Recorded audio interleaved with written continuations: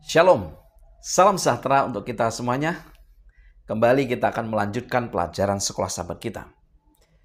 Terutama pada pelajaran hari ini, Senin 22 April 2024 dengan judul Terang Menaklukkan Kegelapan.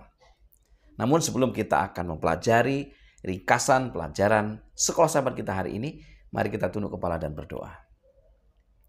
Bapa, kami memohon agar kuasa Roh Kudus Tuhan menjadi bagian kami.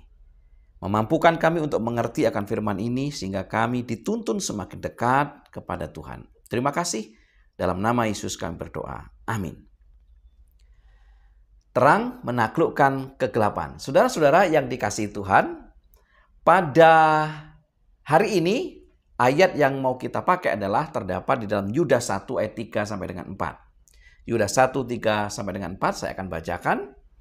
Saudara-saudaraku yang kekasih, sementara aku bersungguh-sungguh berusaha menulis kepada kamu tentang keselamatan kita bersama, aku merasa terdorong untuk menulis ini kepada kamu dan menasihati kamu, supaya kamu tetap berjuang untuk mempertahankan iman yang telah disampaikan kepada orang-orang kudus.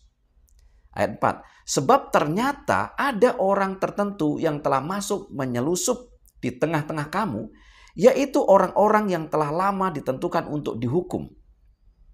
Mereka adalah orang-orang yang fasik, yang menyalahgunakan kasih karunia Allah kita untuk melampiaskan hawa nafsu mereka. Dan yang menyangkal satu-satunya penguasa dan Tuhan kita, Yesus Kristus. Saudara, peringatan kepada orang-orang yang setia di abad pertama ini adalah untuk mempertahankan iman mereka berkenaan dengan adanya orang-orang yang berusaha untuk mengacaukan jemaat dengan cara menyalahgunakan kasih karunia Allah atas hawa nafsu mereka. Dan peringatan ini menjadi semakin berarti bagi orang-orang percaya pada abad pertengahan setelah praktek-praktek kekafiran membanjiri gereja dan tradisi manusia mengkompromisikan atau berkompromi dengan firman Tuhan. Nah, ini pada akhirnya akan sangat membahayakan. Tetapi yang unik adalah, atau yang menarik dari pelajaran ini adalah, selama berabad-abad ada orang-orang yang disebut orang-orang yang setia. Misalnya ada orang-orang atau kaum Waldensia yang mereka berdiri sebagai pejuang kebenaran firman Allah.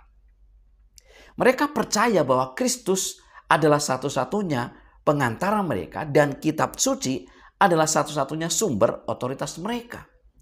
Jadi sekalipun akan ada usaha-usaha untuk menyusup, untuk mempengaruhi umat-umat Tuhan ini agar berbelok dari rencana Allah, masih ada umat-umat Tuhan yang setia. Dan pena inspirasi hamba Tuhan Ellen G. White dalam buku Kemenangan Akhir halaman 53 mempertegas akan hal itu. Saya bacakan. Pada setiap zaman ada saksi-saksi Allah. Orang-orang yang memelihara imannya pada Kristus sebagai satu-satunya pengantara antara Allah dan manusia. Yang berpegang pada kitab suci sebagai satu-satunya pedoman hidup dan yang menguduskan hari Sabat yang benar.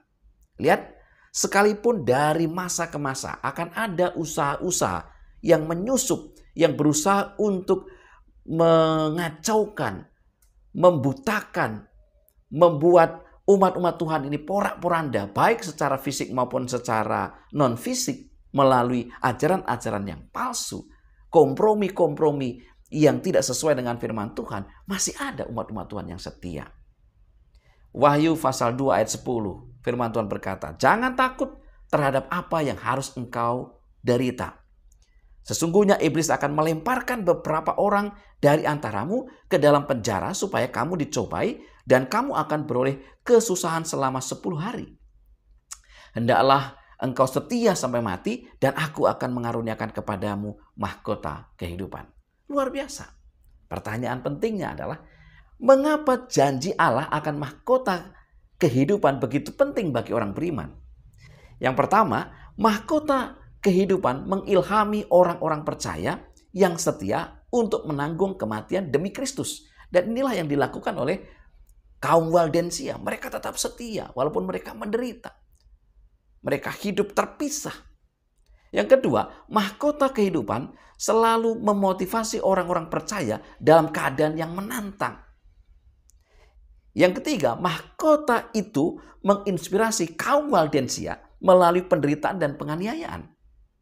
Mereka tahu bahwa mereka akan melihat Yesus suatu hari nanti dan hidup bersamanya selamanya. Dan yang keempat, bagi kita ini, mahkota kehidupan juga berbicara kepada kita.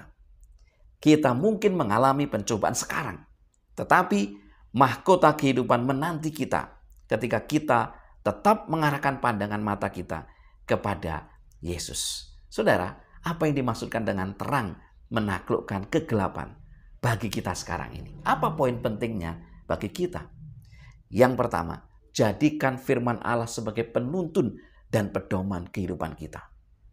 Yang kedua, tetaplah setia dengan memegang kebenaran firman Tuhan itu.